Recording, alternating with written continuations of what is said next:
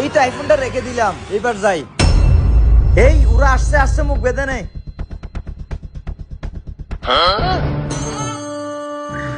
আরে আবার দাঁড়ালো কেন?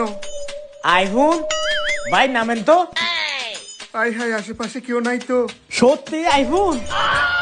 আরে ভাই কি করতেছস তুই? রাস্তাটা খুব নিরিবিলি, আমার খুব ভয় লাগতেছে, তাড়াতাড়ি চল। আরে ভাই দেখ দেখ, রাস্তার মধ্যে আইফোন পাইছি। রাস্তার মধ্যে আইফোন?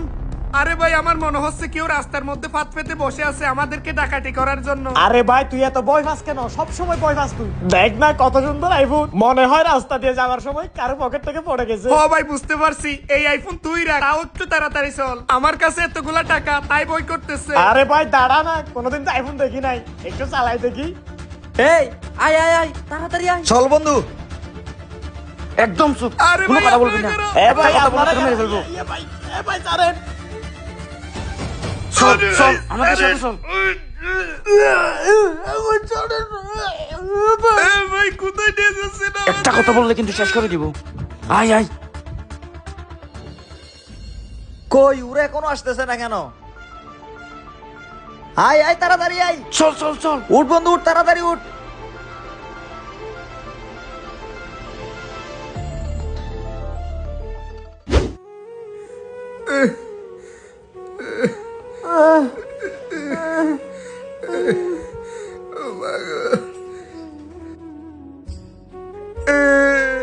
তোরা এত করে বলছিলাম গাড়িটা টান, আজকে তোর কারণে আমার সব কিছু নিয়ে গেছে। আরে ভাই আমার কি দোষ, আমি তো আইফোন থেকে পাগল হয়ে গেছিলাম।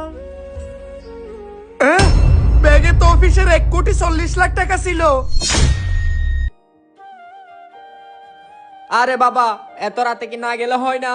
আরে আব্বা, অফিসের 1,40,00,000 টাকা এই ব্যাগে, এখনই নিয়ে যেতে হবে, স্যার যেহেতু বলছে আমার যেতেই হবে। হ্যাঁ 1,40,00,000 টাকা, কোনো একটা ব্যবস্থা তো করতেই হবে।